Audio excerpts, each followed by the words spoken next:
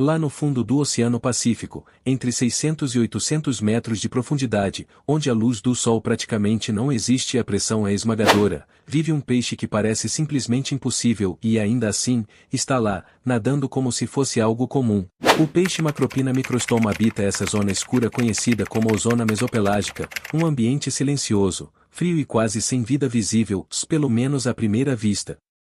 Só que, de repente, surge algo que quebra qualquer lógica, um peixe com a cabeça totalmente transparente. Dentro dessa estrutura cristalina, dois olhos verdes se movem com precisão, ajustando o foco lentamente, como se estivessem analisando tudo ao redor.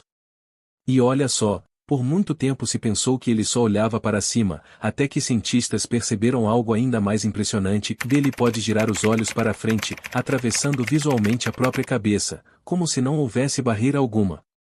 Isso, nesse habitat específico, não é detalhe, é sobrevivência pura. Afinal, nesse ambiente escuro, qualquer pequeno movimento pode ser comida ou ameaça, e ele precisa identificar isso antes de qualquer outro ser.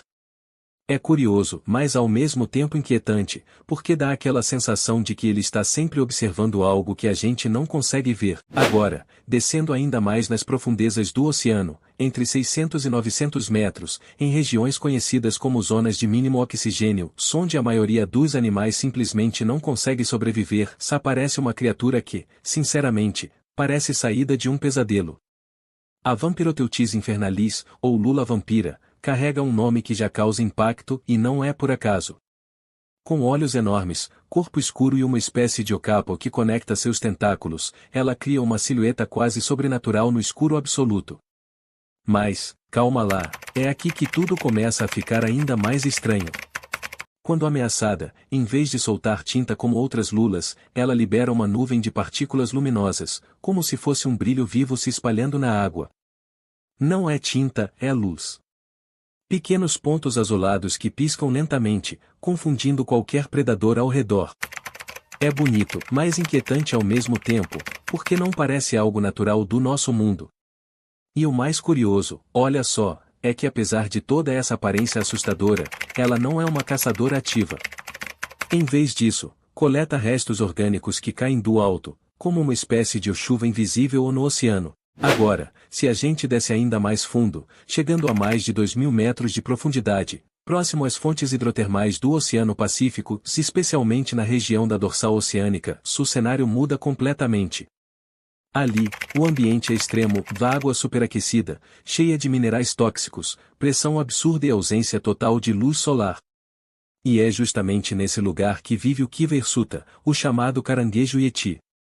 À primeira vista, ele parece quase irreal, um corpo branco, quase fantasmagórico, com opelos longos cobrindo suas pinças. Só que, olha só, esses opelos não são pelos de verdade, são colônias de bactérias vivas crescendo sobre ele. E aqui vem a parte que causa estranheza de verdade, essas bactérias transformam substâncias químicas tóxicas em nutrientes, e o caranguejo simplesmente se alimenta delas. É como se ele cultivasse comida no próprio corpo. Parece absurdo, mas é exatamente assim que ele sobrevive naquele ambiente hostil. E não para por aí, não. Ele fica constantemente movimentando as pinças perto das fontes hidrotermais para manter essas bactérias vivas, como quem cuida de uma plantação invisível.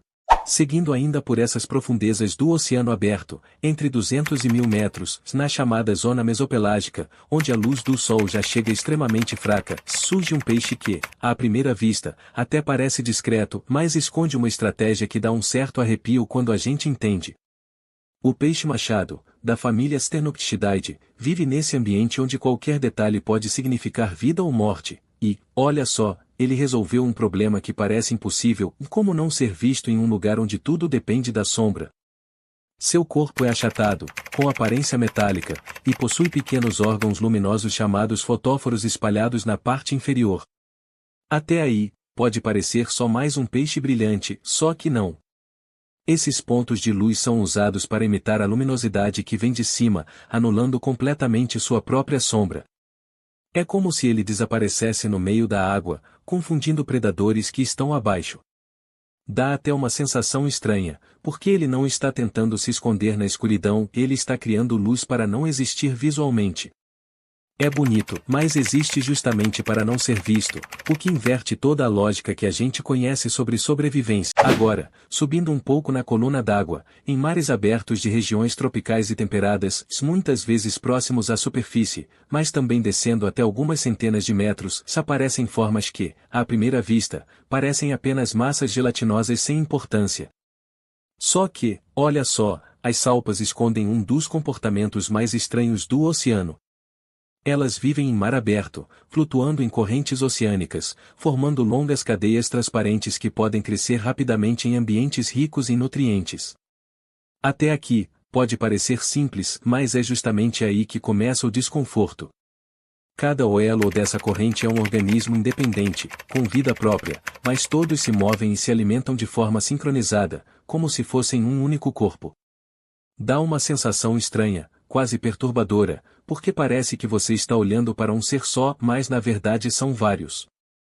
Enquanto nadam, elas filtram grandes quantidades de água, capturando partículas microscópicas de alimento com eficiência impressionante. Sozinhas, seriam frágeis, vulneráveis a qualquer predador. Mas juntas, formam uma estrutura maior, mais difícil de atacar e muito mais eficiente para sobreviver. Parece inofensivo, mas essa união muda completamente o jogo da sobrevivência.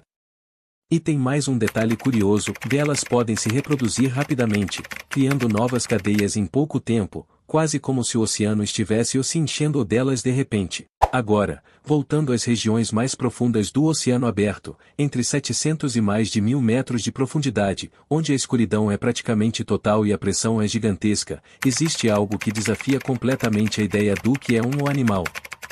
O Praia do Bia, um sifonóforo gigante, vive nesse ambiente silencioso e frio, flutuando lentamente como uma presença quase invisível.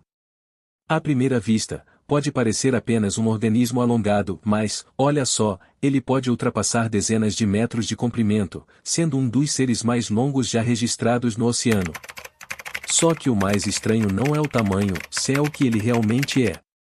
Não se trata de um único ser, mas de uma colônia de organismos especializados, todos conectados, funcionando como se fossem um só corpo. Cada parte tem uma função, algumas capturam alimento com tentáculos cheios de células urticantes, outras são responsáveis pela reprodução, enquanto outras mantêm a estrutura. Dá um certo desconforto pensar nisso, porque quebra totalmente a ideia de individualidade. Parece um único ser, mas é uma comunidade inteira vivendo como um só, e isso muda tudo. E não para por aí, não. No escuro absoluto, seus tentáculos se estendem silenciosamente, capturando presas que nem percebem o que está acontecendo. É quase invisível, mas extremamente eficiente, o que levanta aquela dúvida inevitável: se a natureza consegue criar algo tão complexo a partir da união de partes simples, então até onde isso pode evoluir sem que a gente sequer perceba?